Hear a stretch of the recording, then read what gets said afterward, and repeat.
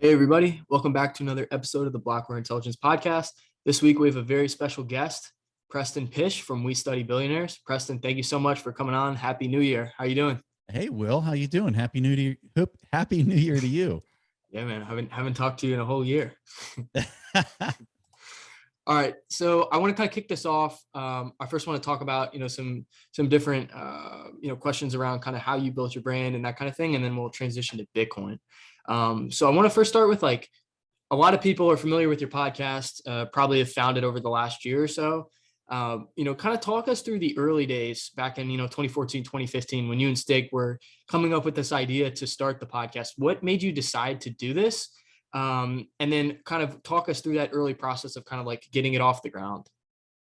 Well, before the podcast was even out there, I had a YouTube channel where I was making these instructional videos on how to invest like Warren Buffett. And it was all just about value investing. And I would say, there weren't a lot of videos. I would say there was 35 to 40 videos that were out there, but they were sequential. It was like a tutorial that took you from like video 1 through video 35 or whatever it was. And they actually tied to a book that I had wrote and published, self-published, and put into Kindle, and it was like interactive with the videos. It was probably one of the first Kindle books out there at the time. And I was able to do this because I self-published it, where I made the videos kind of interactive with the book. And, it was very different. It wasn't like a normal published book. And I think that was very different. And I sold it for, because I had no brand, no name, especially in the finance space. I put it out there to really kind of at a low price to just generate traction. But it really kind of clicked, and a lot of people kind of liked the simplicity of it, and they liked the interactive part of like how they were able to watch a video after they just read a chapter or whatever. And so that was out there before I was even doing the podcasting. And this is the Warren Buffett accounting book, right? This was actually a book that was called Warren Buffett's 3 Favorite Books, which was all about, and there was like marketing and stuff kind of tied into that. And it was talking about security analysis, the intelligent investor, and the wealth of nations, kind of like what were the really like key points out of these that I thought kind of Buffett pulled from them, and how he viewed asset valuation. And then there was, there was a website that went with this that had like calculators there for people to use. This is the buffettsbooks.com website. And so all of this was in place. And then Stig, on the forum of that website, Stig showed up on that, and we were talking just on the forum. And in the forum back in this time, this is like 10 years ago, the forum was a place where we were just a bunch of value investors talking about what we thought the value of company XYZ was. We're like, oh, I think it's this. I think the competitive advantage is this. I'm getting a discount cash flow, using a discount cash flow. I think the IRR is whatever. And the whole forum was just all of this. And so I had stood that forum up, and then Stig became a moderator. He got heavily involved in the forum, and he was making these massive posts. And then we went to Omaha. We went to the Berkshire shareholders meeting. A bunch of people just from the forum. Like we have never met each other. We were just kind of interacting on the forum. And so some of us went out to the Berkshire meeting. I met a guy, Hari Ramachandra, who comes on our mastermind from time to time. I met him out there at the Berkshire meeting. He worked at LinkedIn. He was an executive at LinkedIn. And he's just like, hey, have you ever listened to a podcast? And I was like, no, I don't even know what that is.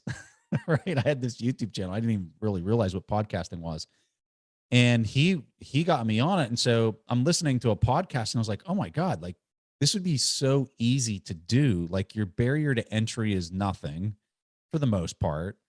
And already doing the YouTube thing and making videos is very hard and a lot of work, but creating audio content is pretty simple. Like you just have a conversation, you put it out there, and people can listen to it on their car ride or whatever.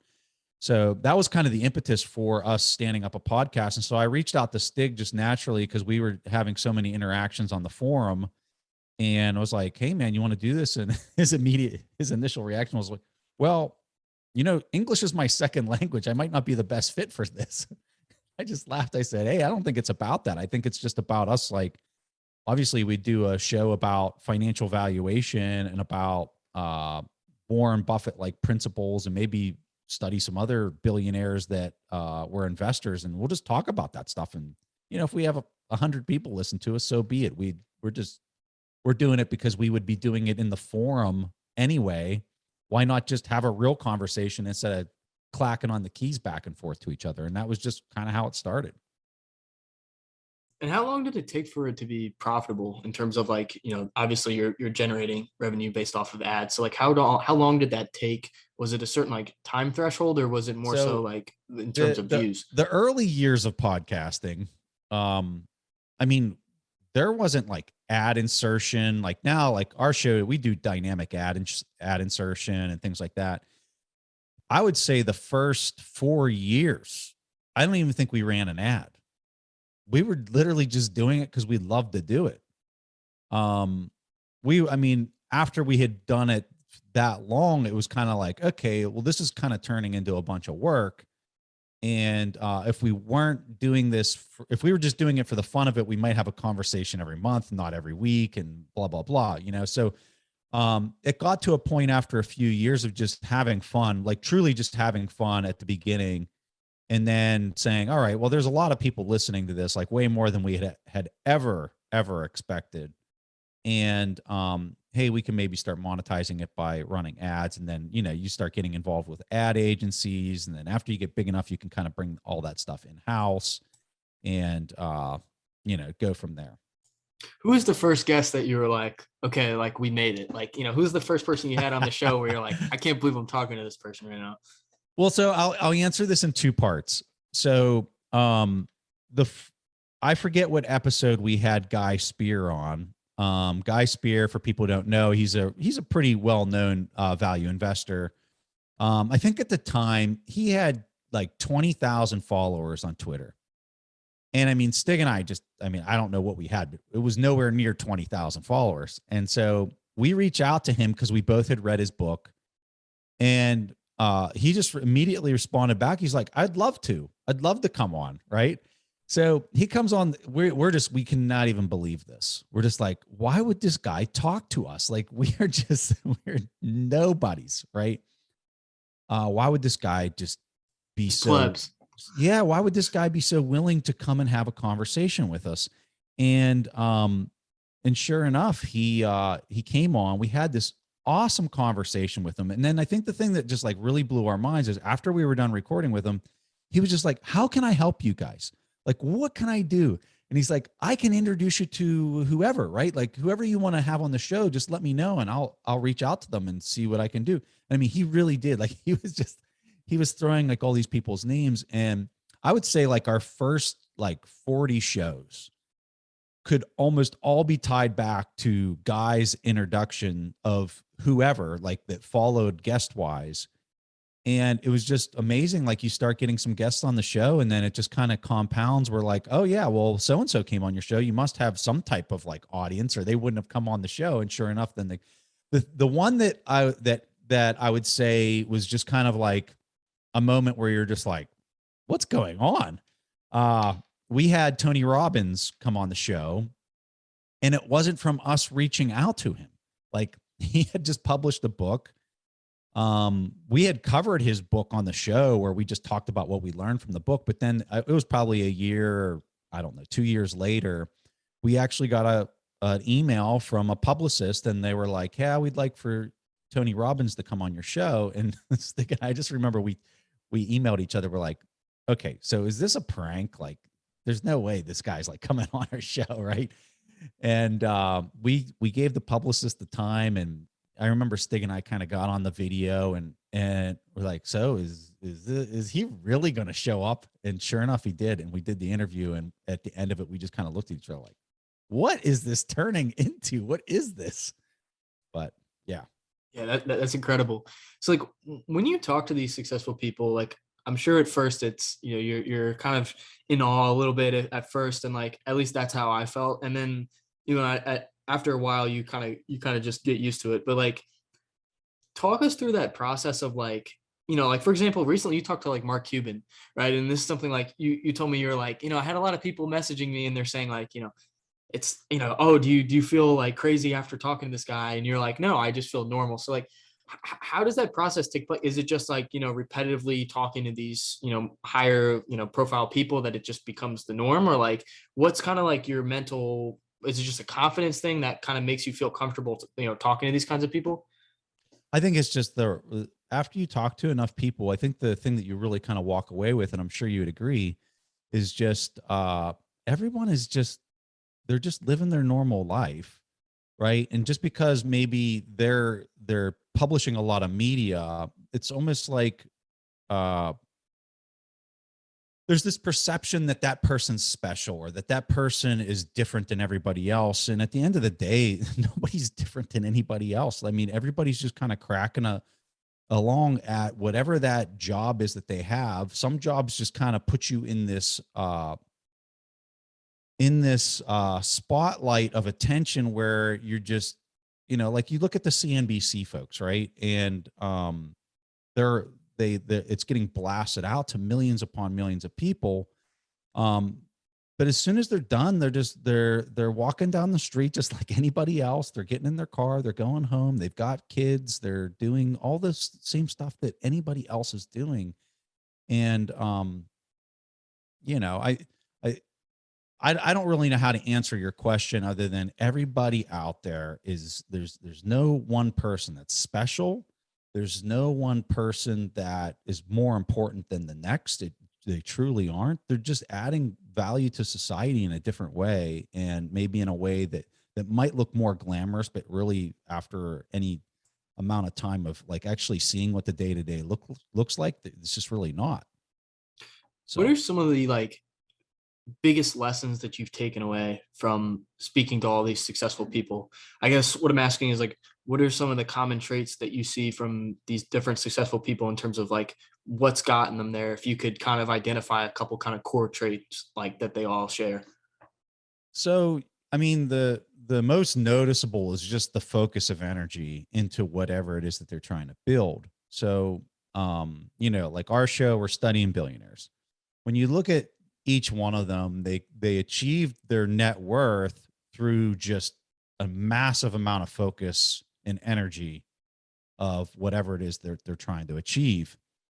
And they've had some just really opportunistic breaks or timing that facilitated them to kind of like have this quantum leap compared to what a typical person that's trying to build a business could maybe attain.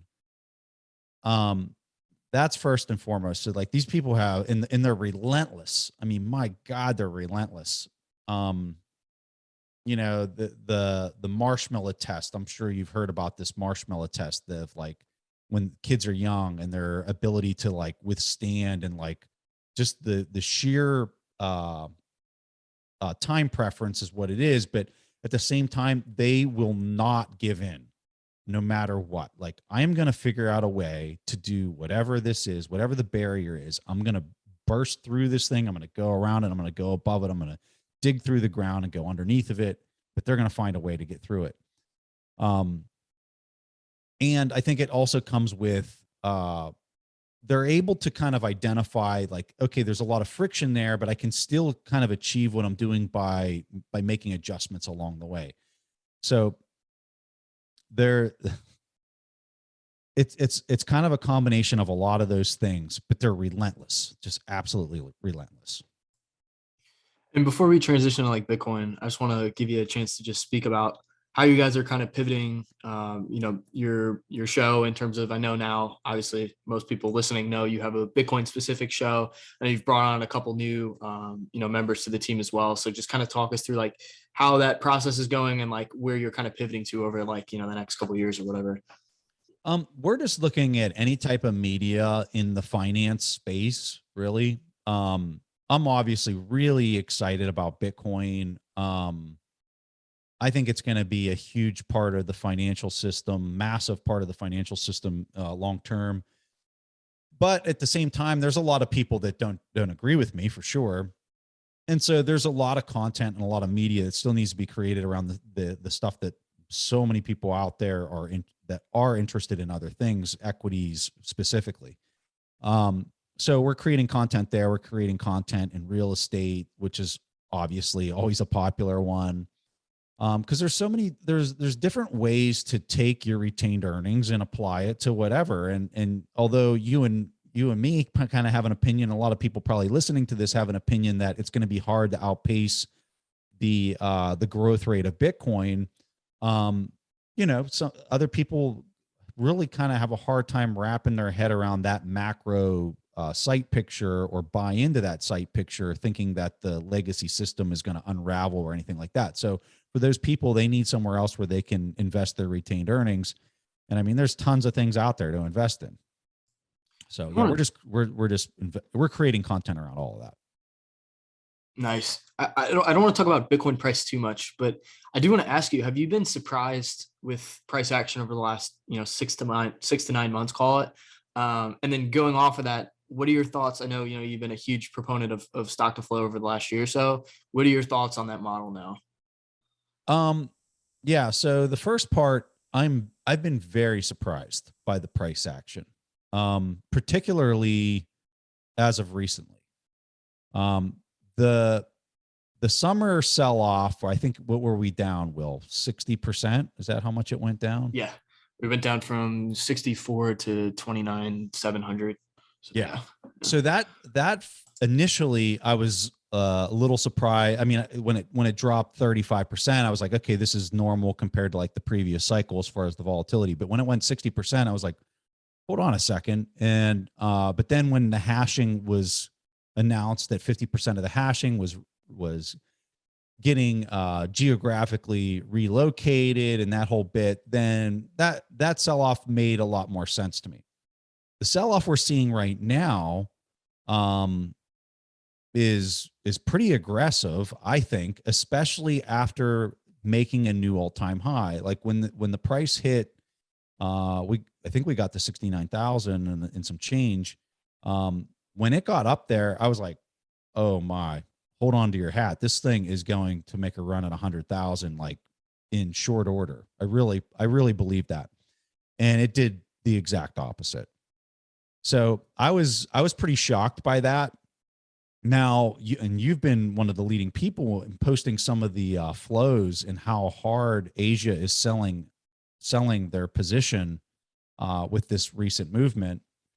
And the only thing that I can kind of wrap my head around is the whole Evergrande credit implosion that must be happening in Asia is maybe one of the reasons that we're seeing this. And maybe this is also a little bit more of the, if I'm thinking of it from like a business lens, if the whole hashing over there is forced to shut down and you've had all those coins sitting on balance sheets for so long, they're going to initially sell the position, right, to move it, to do all those initial type things.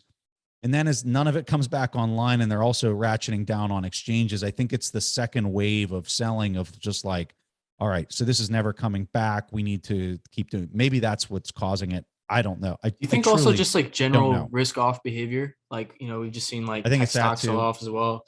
Yeah. Fears of like interest rates rising and stuff. I think it's that. I think it's the leverage obviously has played a huge role in some of this. But one thing's for sure, it is not acting like the previous cycle as far as the volatility range that we experienced on the last cycle in the pace from the last cycle. So with respect to the stock to flow, and I don't think I gave you a good answer at all. I think what I'm telling you is I'm just as perplexed as everybody else. With respect to the stock to flow model, I mean, the variance in that model from like 1 standard deviation to 2 standard deviations from what the projected, floor is pretty dang wide. Like you're still within it. Even right now with the price getting punished. The other thing that the stock to flow model doesn't discuss at all is the pace at which you transition from the previous 4-year cycle to this 4-year cycle. There's assumptions that people have put in there as far as it being 365 days, like kind of like a growth there, but that's not anything that Plan B, as far as I know, has addressed or put into the model. There's obviously always been a huge argument against stock to flow because you're not accounting for the demand, the demand part of it. I've written, a thread. I never really wrote a thorough article on this, but my opinion was, as long as the hash rate continues to increase and grow over time, maybe that's applying like a consistent flow of demand, almost like people standing in line in order to buy lemonade at a lemonade stand. If there's always somebody in line, there's a constant demand for the service that's being rendered and the demand that's being put on it. So we've seen some, in the middle of this last run up, we obviously had a huge hit to that hash rate. So maybe that threw a wrinkle in it. I don't know, but I would say this really generically: as long as people are still tripping over themselves to own Bitcoin, which is the case, you see more hash rate coming online, right? It's continuing to grow. My expectation for the coming year is that it's going to keep growing, the hash rate. As long as they're still showing up, that's telling you that there's a reason they're showing up and they're making money by performing those activities. I suspect that the stock to flow, whatever the valuation is, whether the math at 100,000 or, he has various models, it's at 200 and whatever thousand, who knows? But I think the idea of stock to flow is very valid, that it's becoming scarcer. How much more, whether you can actually model it down to a specific price, especially as the M2 money supply keeps growing, who knows? But I like the idea of the model. And the last question on price before we move on is just like, do you still stand in the camp of seeing these 4-year cycles continue moving forward? I personally don't. And we could get into discussing perhaps why, but I'm sure the people want to hear your opinion as to, do you think that continues? Like, we just see these very clean kind of logarithmic cups that just continue to form into the foreseeable future, or do you think we eventually kind of break away from that kind of market structure? I kind of agree with you. I think that, and Willie, I think, has done probably a better job than anybody. I know I've had him on my show and you've had him on, talking about why he thinks that model might not be viable or nearly as calculable as it's been in the past because of all these other factors, particularly when you start talking about like derivatives and stuff. I would agree with that. And I think that that's a great counterpoint to stock to flow. If you're going to say, hey, why is it going to fail? Why is it going to break down? Or why is it not even an invalid model? I think a lot of Willie's points are great places to start. At the end of the day, for me personally, like, I don't need that model to be true or false, right? I think it's just a unique way to kind of lay out like why we should see the price rise every 4 years. The thing that I think is really important to pay attention to when you're talking about like metrics of sustaining a long position with a lot of exposure is you're looking at, the number of addresses that keep growing. You look at the addresses that are holding long positions that aren't selling, and how that's being what's the name of the chart? You probably know the name of the chart better than I would. That's demonstrating like your holding period, because these people who are holding, like you're saying like the like selling history, or you're saying like the like long-term holder thing? Long-term holder. Oh, got it. And both. I think those are really important. Those trend up and to the right. Yeah, that's right. Because when you think about if a person's been in the space, my experience having been in the space for years, right, is this volatility that we saw from 69 to 42, people who are just getting into the market, they're looking at this and saying, how can these idiots keep holding this stuff? And I'm looking back at them and saying, dude, I've been holding this stuff since $200. Like you want to talk about when I was scared? I was scared when it went from 350 to 275, right? And $100. That's when it was scary, is because you don't have any type of capital gains in the position. But now it's so much easier. And so when you're looking at where a preponderance of the ownership is, it's in people who have been in the space for a significant amount of time, and they're trying to buy as much as they possibly can in these dips, opposed to getting scared and running away. And for a lot of them, they've started businesses and they have free cash flows that they can continue to allocate to buy the dip and then just keep stuffing more of this into long-term storage. And I think that's, if there's one thing that I think an outsider or somebody who's new to the space just really doesn't get, it's really that point. It's that the people that have been in the space for a long time look at these dips and they're just laughable. They're just stacking as much of this stuff as they can possibly stack. And they typically have assets that are kicking off free cash flows to sustain those types of activities, whether it's got 60% volatility, doesn't phase them. Were you surprised to not see more corporate treasury announcements following MicroStrategy and Tesla? I think at least me personally, after Tesla came out and announced, I was like, oh man, like we're gonna get several that follow in the months after this. I'm curious what your thoughts are. Yeah, if I had to go back and ask myself that question when MicroStrategy came out, I probably would have told you, yeah, we're going to see some more announcements in the rest of the year. Now, how many I would just be like, I don't know, but I think you're going to see more throughout the rest of 21. And I'm a little disappointed that we didn't see that. Back then, when he was making that announcement, I said, what makes this so special is this is a publicly traded company. I suspect private companies have been doing this. I know I had been, right, as a private company, had been buying it and putting it on my balance sheet. I was doing it in 2015. I was putting it on the balance sheet of my company, right? So I think private companies are doing that. I think when you look at the ownership of the equity, it's much more concentrated into the hands of the few when you're looking at private companies. And so they can go out and they can do these really bold calls because a few people hold all the voting rights and the decision space of the company's direction, and they can do more bold things with the treasury. When you start getting into publicly traded companies, especially ones that are going to get headlines because they have such a large market cap, like Michael's, it's really rare to find somebody that has that much control and somebody who can piece this all together and make the really bold call, especially as bold as Michael has done it, which is anything that's retained earnings, I'm all in, is pretty much his call. And that's probably going to be hard to find anywhere else. Like if Apple puts this on their balance, dude, they're going to be doing it in 1 or 2%, just like Ray's announcement. So we can talk about that.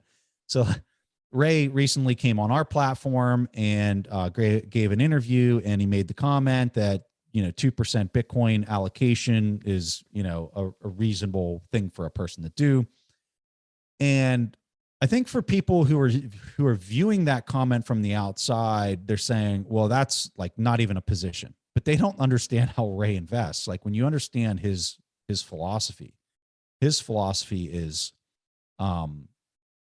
he's doing risk parity, which that's a whole nother conversation that we can get into if you want to go down that path, that I think is extremely concerning to be implementing that approach. But, and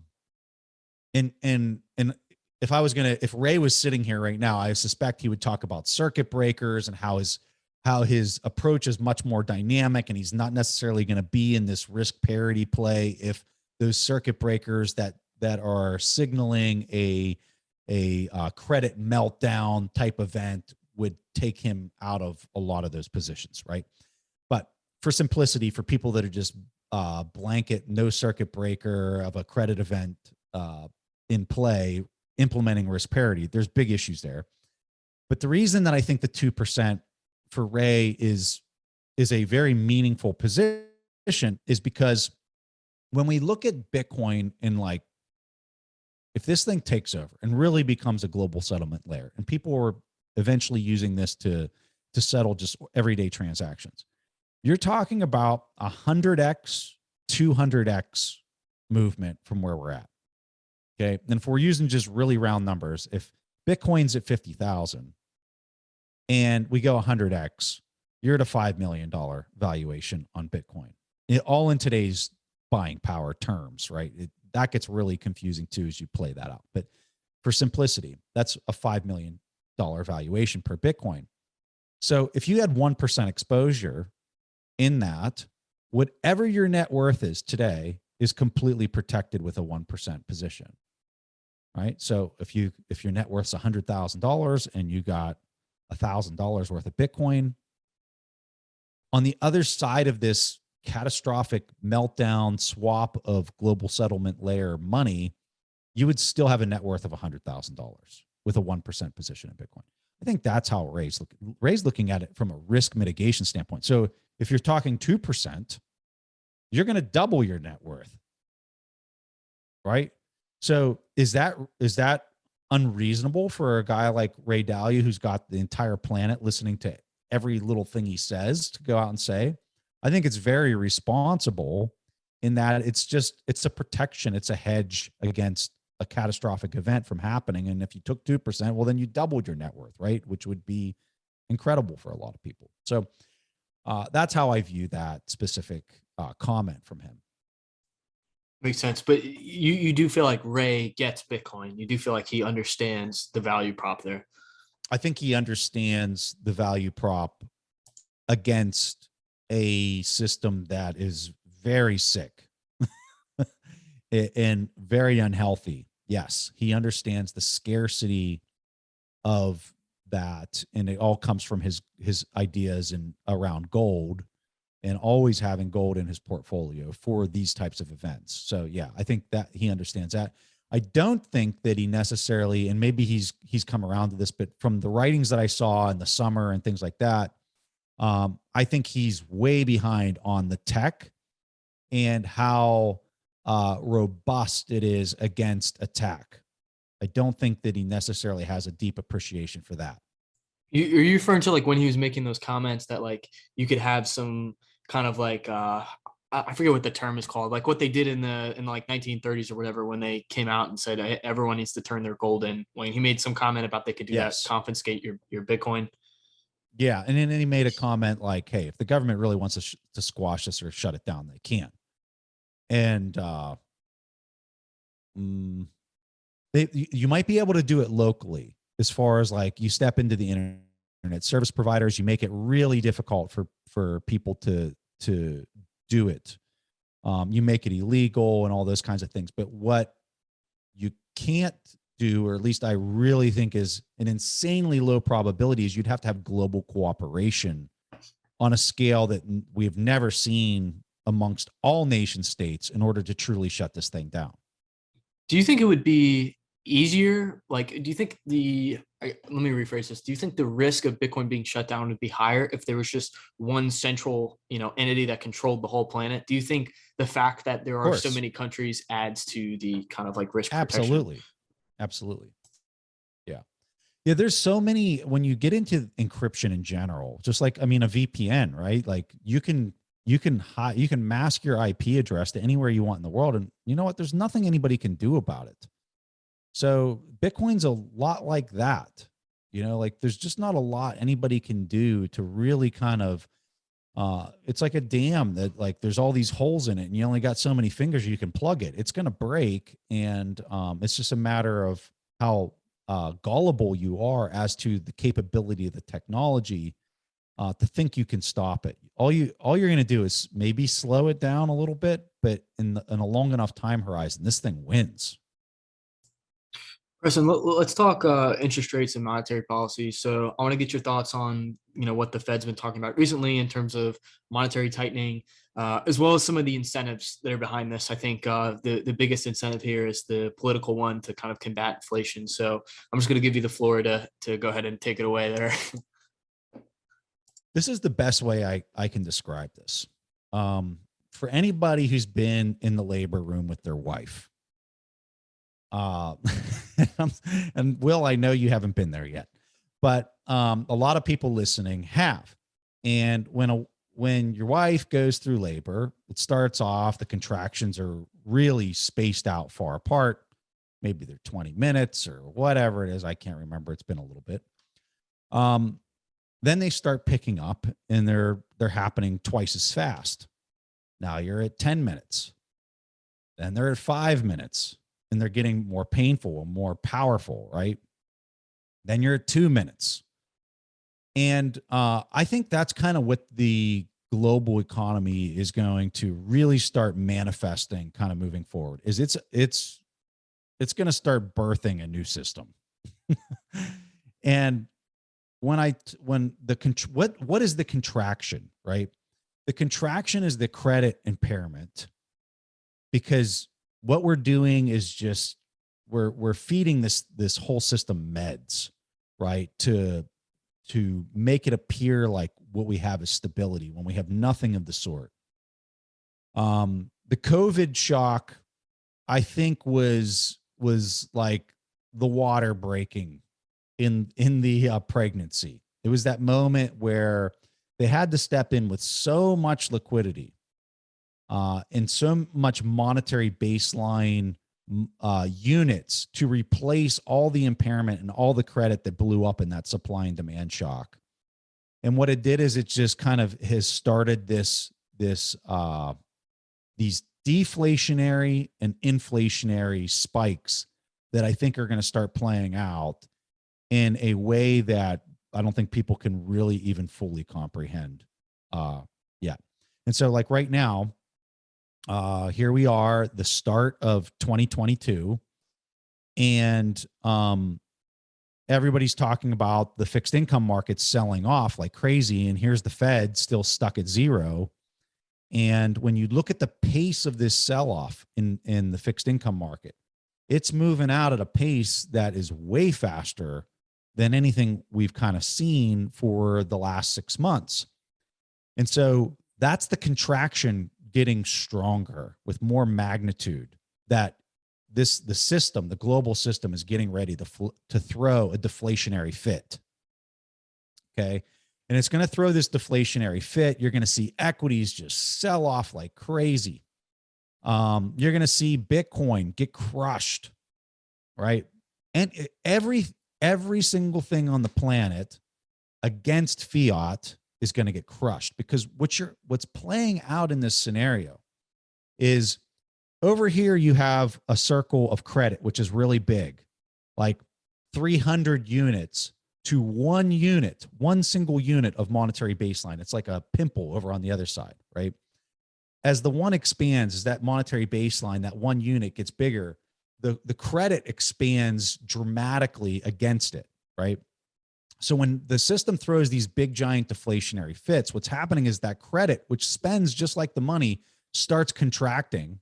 And when you're looking at those two buckets, which represents fiat money, and you compare it to literally everything on the planet, real estate, stocks, fixed income, everything, right? What's happening is when there's less units, because they're literally blowing up, because it's credit, it's a promise, it's blowing up, it's going to zero, the value of all those other things has to come down. It's a run on monetary baseline units. It's a run on that 1, unit relative to the 314 credit units that are there. I'm comparing, when I'm using those numbers, I'm comparing M2 money supply to the monetary baseline supply. So those contractions are going to happen really fast, really aggressively, and you're dealing with a lot of units that are just blowing up, because every time you step into the system and you reflate it, what you're doing is you're not allowing the system to purge itself of what would naturally occur, which is, all right, that person went bankrupt, and this person over here was fiscally responsible, and they stepped in and they bought all the assets for pennies on the dollar, and then they put it back into use into the economy in a constructive and in a beneficial way. That's not happening. They're stepping in with triple P loans. They're stepping in and they're just handing them out to every single hedge fund manager on the planet without even asking, right? So back to the analogy. I think that what you have is the system that's going to be moving in these inflationary and deflationary fits, and they're going to start picking up the pace, and they're going to start happening in a deeper and more magnitude kind of way that's just going to take people's breath away. This reminds me of that chart that Dylan posted, and it's looking at like uh, gold measured in German marks, and you Yes. reposted it. It's like, as we all see that like chart of the price of gold going parabolic from like whatever, like $100 to like $1 trillion or something crazy like that. But like the chart that Dylan posted, it's like when you actually look at the price swings during that period, it gets like more and more aggressive as that process takes place, like as the currency is collapsing. So like, is that basically kind of the process you're describing in like That's visualization? exactly it. The only difference is throughout history, when that's played out, and it's played out at nauseum throughout history, that example, but it's happened at the nation state level. We've never seen this happen collectively on a global level. And what I think is playing out is happening on a global level. And so why is that? Why would that be happening now? And it's never happened before. Well, it all comes back to the Bretton Woods Agreement and the global cooperation that happened out of that agreement. So the dollar was pegged to gold, and every other currency on the planet was pegged to the dollar. So it was global cooperation through that monetary system. Then in 71, we all collectively came off of that system and went into a petrodollar system with every fiat currency floating against the other. Well, that system stayed in place until you get the interest rates down to nothing, right? And so like that system was being debased clear back, as soon as we went on that system, it was nation states competing with their debasement to engineer growth and GDP into their domestic regions. So that works because they all look like they're relatively not moving compared to one another. Like the dollar debases, everything in Europe gets expensive, right? So then they debase. It's like that analogy to you're on the highway, you got the two cars, you can't see how fast the car next to you is going. It looks like everybody's going zero if you're not seeing any type of backdrop. Well, Bitcoin's the backdrop. Bitcoin's supplying that backdrop so that you can see how fast you're going now. And so yeah, I think that chart is extremely important. The one that you're mentioning with the gold, the mark back in the 20s with Germany, and you see the volatility and the swings, these deflationary, inflationary fits that are being thrown because the system is trying to purge itself and birth itself into a new system. And I think that's what we're seeing. Now, where we're at, are we in the car on the way to the hospital? Is are they dilated 8 millimeters or whatever it is? I don't remember. I'm sure there's a lot of people out there laughing really hard at my remembrance of the childbirth situation, but I don't know where we're at. I really don't know where we're at in that process. You just know we are in that process. I think we're in that process now. Yeah. Where do you think the Fed backstop is? Do you think it's, call it like a 15, 20% correction on the S&P, or? Say that again, Will. I'm not sure I'm tracking the question. Where do you think the Fed backstop is? Like, where do you think they will come in and step in and provide liquidity if the equity markets do start to sell off? Is it a certain number? Is it something, non-quantitative that would make them do that? Because I feel like the incentive for them to raise rates has been the fact that inflation's running so hot, and so they have the political incentive because midterms are coming up, right? And so they want to look like they're taking a stance against inflation. But at the same time, if equities sell off 15, 20% because of how high debt to GDP is, like, where, I guess what I'm asking is, like, do you have a certain number that you think you can kind of say, okay, they'll probably step in here and start to kind of walk back those monetary tightening expectations? Well, I can tell you with the COVID shock, which I would tell you they were scared as hell with what played out during COVID. On the NASDAQ, it dropped 30%. And then it had already started to recover. So they had stepped in before it got to 30% and announced the 5 trillion, I think here, and I don't know what the full amount was, but it was a massive. It made the 2008, 2009 stimulus stuff just look like an absolute joke during COVID, but no one even questioned or thought about what the implications of that would be. So yeah, I think the magic number for them is if the NASDAQ's down 30% or more, I think if it goes through 20%, they're going to be, soiling themselves as far as what type of stimulus needs to be added into the system to get it going again. Do you think that it'll be an even larger magnitude of liquidity provided if you start to see Absolutely. another sell-off? Yeah.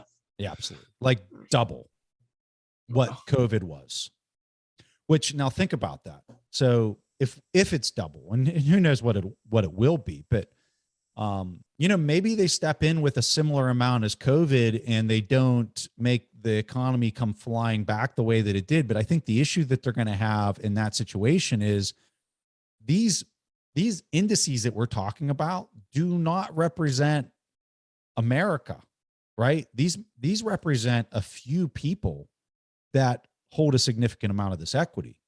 For everybody else, they don't even have disposable income. Like their debt is accelerating at this point. So so think about that. If you're in the policy situation, everybody is we're seeing all-time highs in the market, but you look at the typical American, they're hurting, man. So if the market sells off 30% and people are losing jobs and all this other stuff that happens when those situations happen in the markets, they're going to have to step in with a fire hose. But where are they going to point it?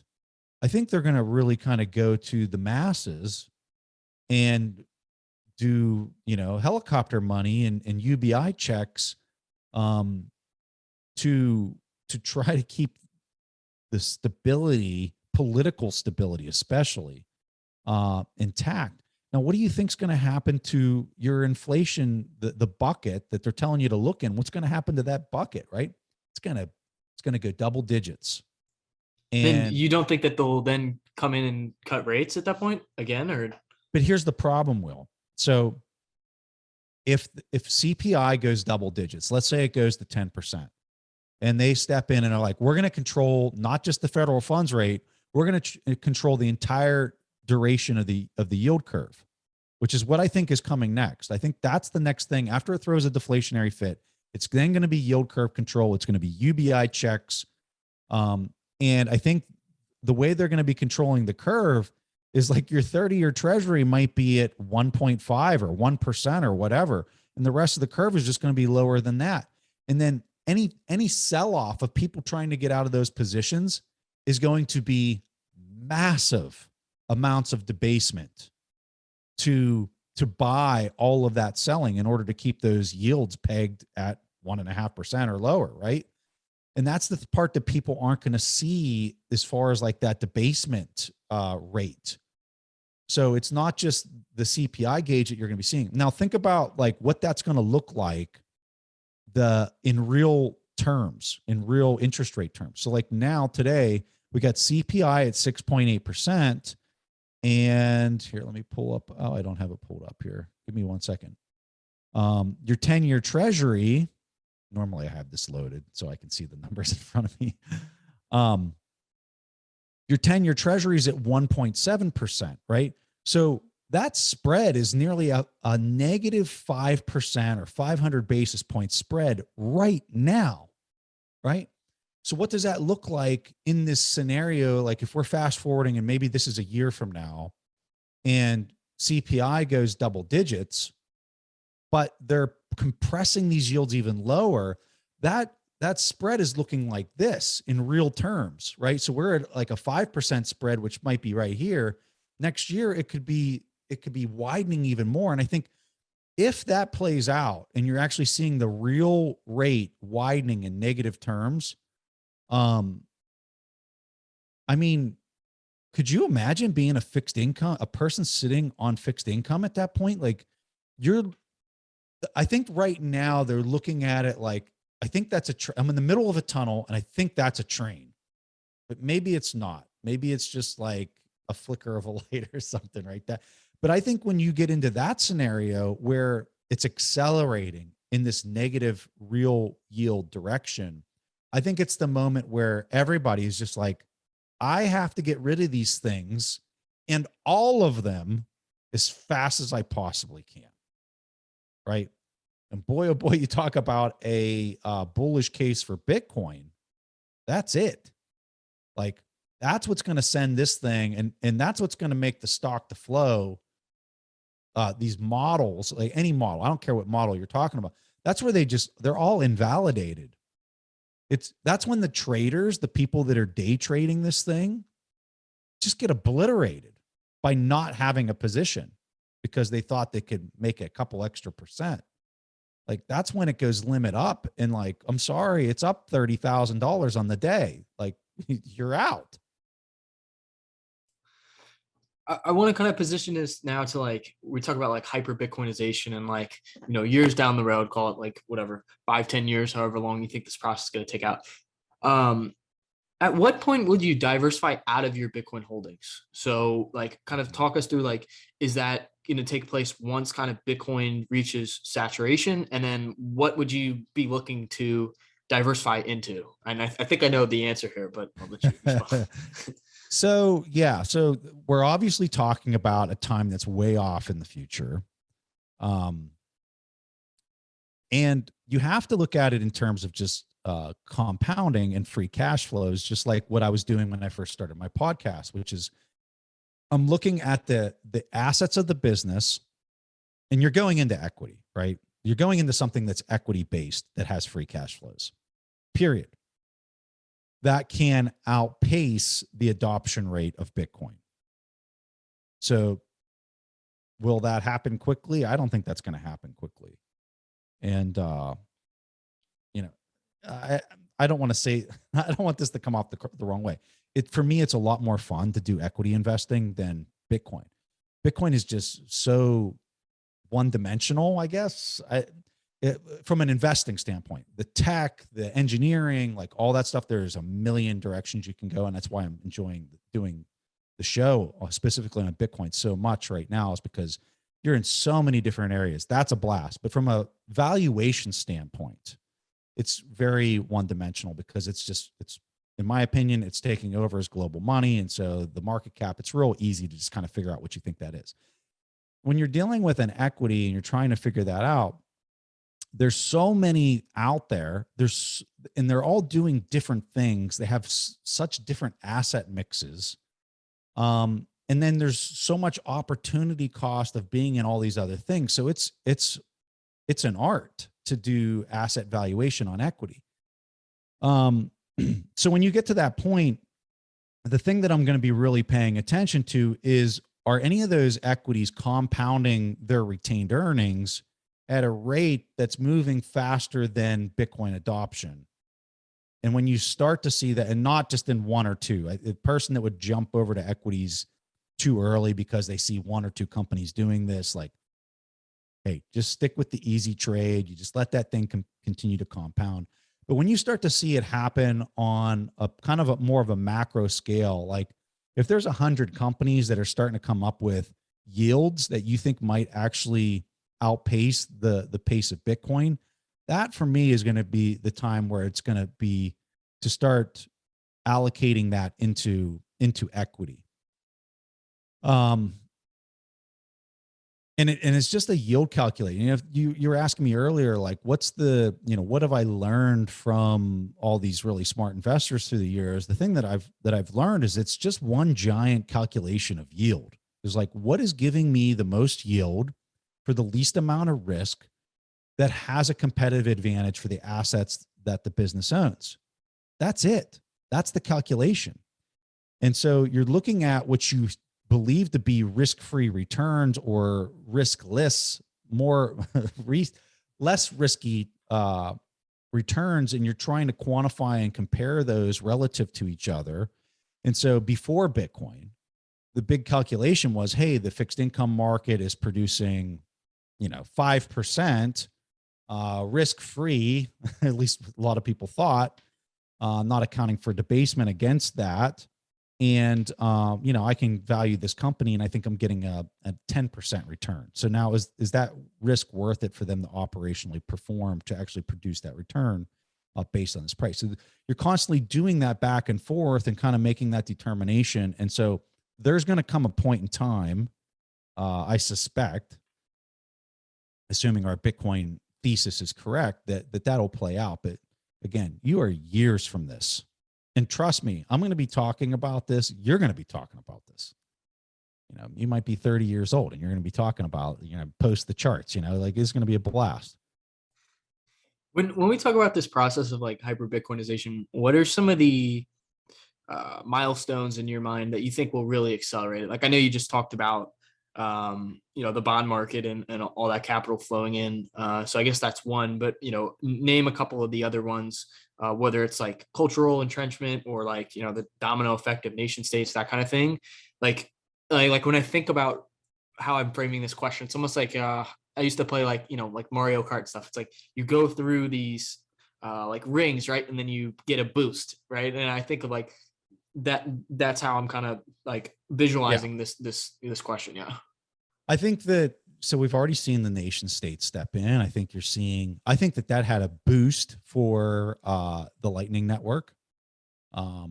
That people were like, hey, this is really interesting. There's people like literally paying for things and they have to use the Lightning Network in order to do the instantaneous transactions to buy a hamburger at McDonald's. So like, I know that got me in much more interested in Lightning to get channels open, right? I had a node that was running, but I didn't have any channels open.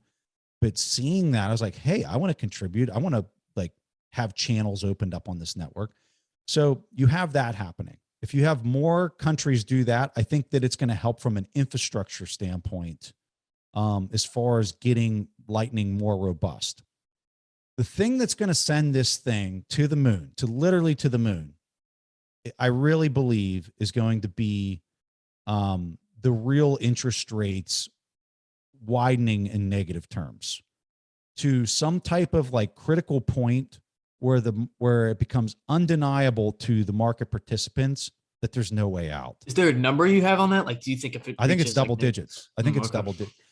Let me rephrase that. Persistent double digits in real terms. Like right now, you're at 5%. I think once you get to negative 10% and it stays there for like 6 months to a year, and that's like the oh shit moment. And each time it's like getting wider. Yeah, I think that's the moment where this could really come off the rails.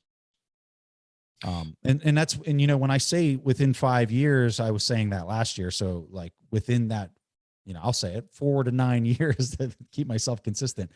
The reason I have such a tighter timeline is I think that day is closer to happening than many realize, right? You hear people throw out timelines of like 15, 20, 30 years. And I'm just like, I don't think so because of how I see the fixed income market specifically.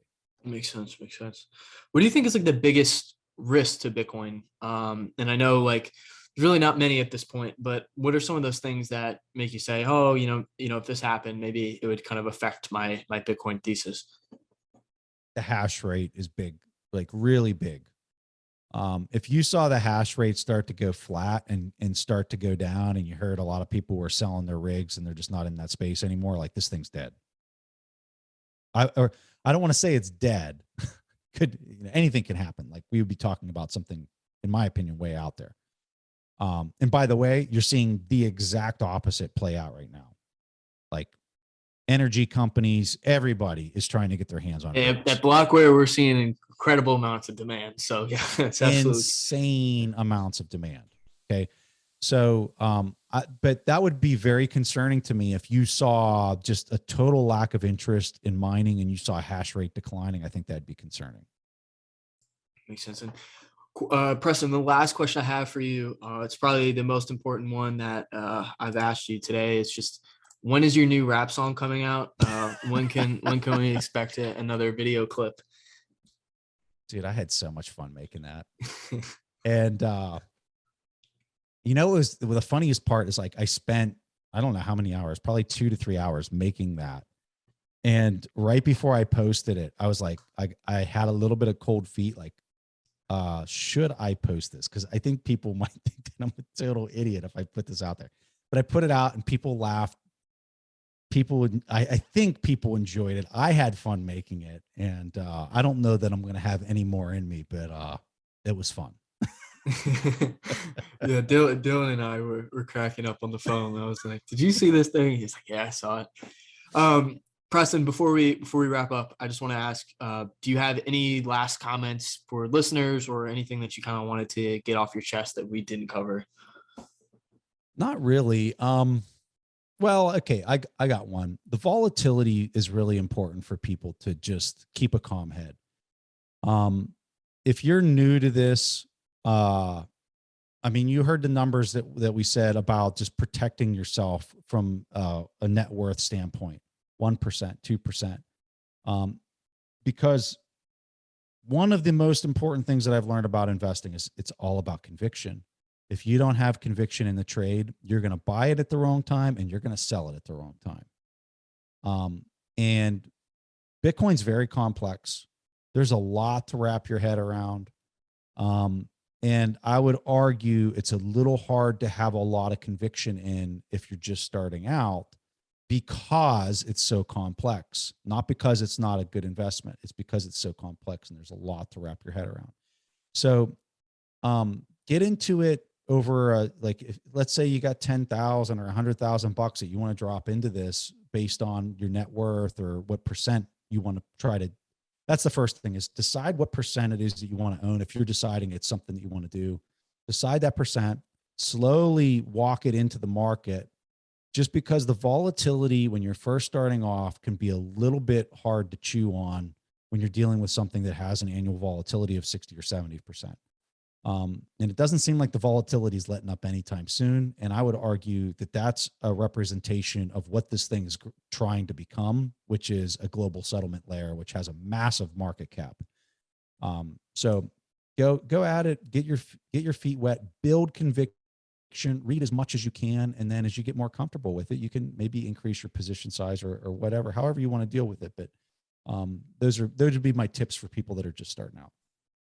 That's great advice. And I think 99% of the people listening probably know you, but in case they don't, just wanted to give you an opportunity just to plug in your Twitter as well as your podcast. Yeah.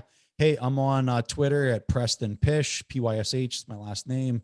And then I have a podcast called We Study Billionaires. I do the Wednesday show, which is all about Bitcoin, but we have other content. But yeah, would love to have some of your folks as followers.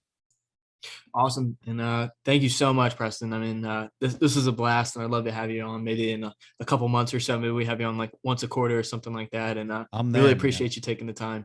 I'm there anytime. You just let me know, Will. Awesome. All right. Thank you so much, Preston Pysh, everybody.